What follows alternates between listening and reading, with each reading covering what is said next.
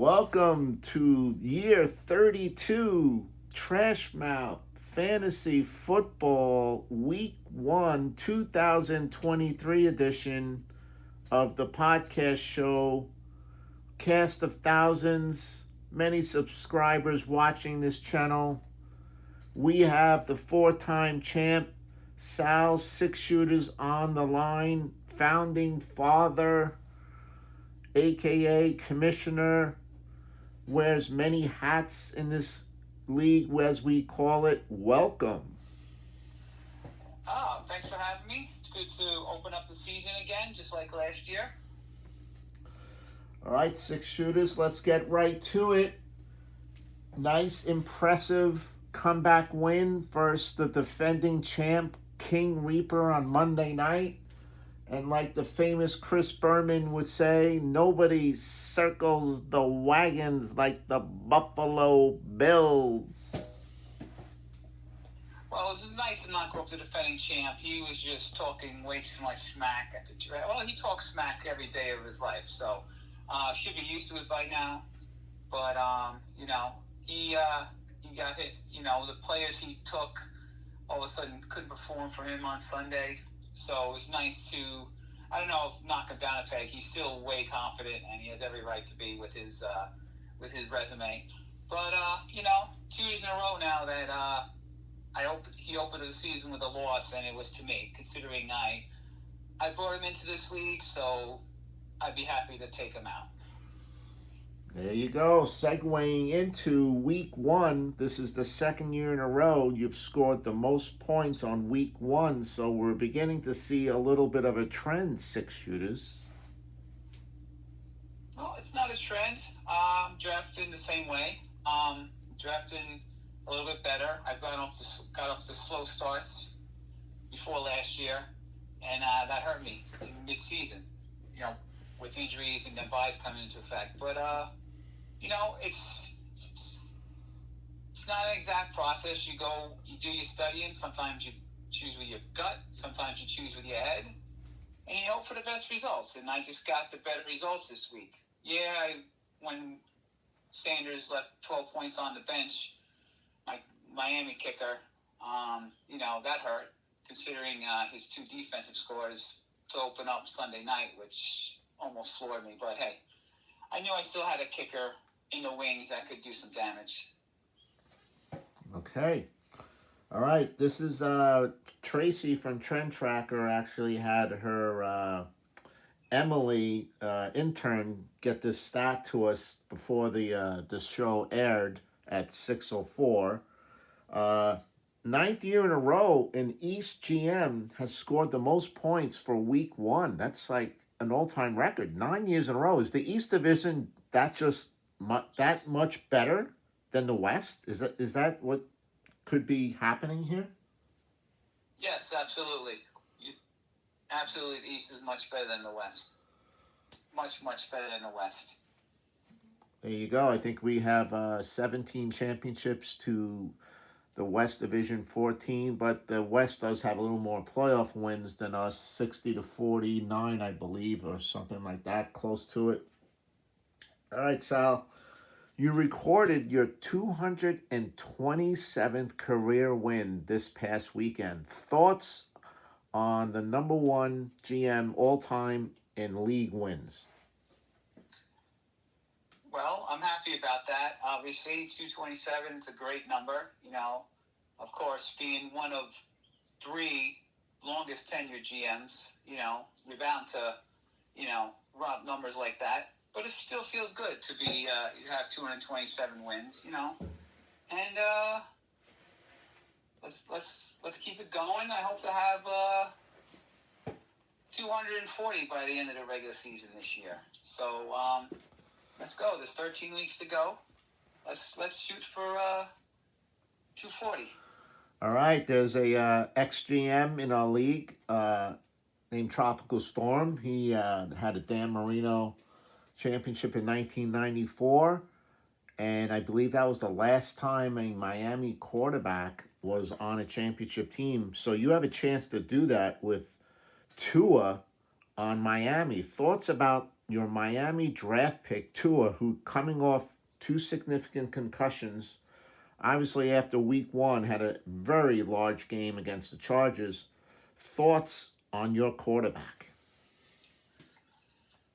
Well, I said it before I drafted him. I knew, any player is one hit away from, being out of the game, out for a few weeks or a season. But you can't let that, you can't let that rule your decision. He's great offense, fast, Hill, Waddle. He knows the offense. If he hadn't got hurt last year, who knows where he would have been. And I mean, it was kind of kismet that Tropical Storm was at our draft this year as helping out to draft for Widowmakers. So I believe that, Destiny is just not a dancer at scores. Okay. All right, so we have a question from Ralph in Dallas, Texas. He is a Cowboy fan. How ironic. And he feels that Dak Prescott got 0 points and it was going up against a Cowboy fan like yourself. Was there any relation to that? Any weird scenario with that Dak didn't score against your team, your Cowboys, or it was just ironic that the Cowboys annihilated the Giants 40-0, and Dak Prescott had 0 points? I consider it a win-win. The Cowboys got the win. Dak Prescott, got nothing, which pretty much allowed me to win the week. So it's not a coincidence. I'm just, it's like I got 2 wins this week instead of 1. Okay. So I saw that you ate a lot of the tuna casserole in the waiting room. I was just informed by our chef. There's about half of it left over. Do you want me to save it for you next week when you come on the show, or should we just wrap it up and just send it to your house? Actually, wrap it up and send it to King Reaper's throne room so he can stink it up like his team. Oh, I like it. Okay. Once again, Trash Mouth Fantasy Football Week 1 podcast 2023. We have the 4-time champ, Six Shooters, live on the phone. Six Shooters, part of the segment of the show, very popular among subscribers that watch this channel. They want to hear the trash talk, parting shots from you. If you have anything directed towards one specific GM, is his team overrated? Was his team better at the draft? Is it a paper tiger? What's your thoughts on what you want to say right now? Well, obviously, first I'll give you everyone's, I'll give you the bulletin board response, cliche response that it's only week 1, 13 weeks to go in the regular season, yada, yada, yada, blah, blah, blah.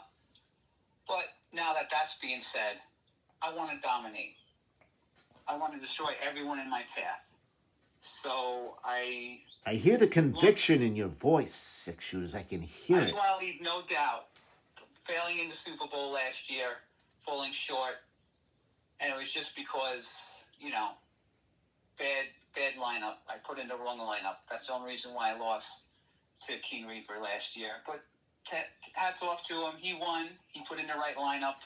So I'm not taking anything from him, but if I set the right lineup, then I'm going to be hard to beat. So I see people barring whoever had an injury, going to the waiver wire or making roster moves for week 1. Have some confidence in your draft. Isn't that why we draft? Have confidence. Now, if you're fixing an injury, I understand. But, you have the move. You want to use it, that's great. But I think I'll stand pat for now. That's a confident Six Shooters right there, sending a message to the rest of the league that it's on notice. He lost, but he's bound to get going this season. He's off to a great start. He's 1-0. He's hoping to go to 2-0 this week against his arch rival. Or is it a rivalry? I mean, it's Whoop Ass Inc. Is it a rivalry? You have 42, 28, and 2 all-time versus Whoop Ass Inc. Just a short preview into week 2. yes, it's a rival only because we're family. So, well, I'm family with everyone in the league, but he is my father, so it is a rivalry. Yes, I've dominated him. The student has become the master, if you want to put it that way. So yeah, all I can say is he doesn't have Chris Cooley on his team anymore, so he's got no shot. Okay. All right, Six Shooters, thank you very much for taking time out of your busy day. I'm sure you're looking at game film, getting ready for your week 2 opponent. Thank you for joining the show, and I'm sure we'll hear from you again on this show. Oh, plan on it. All right, thank you.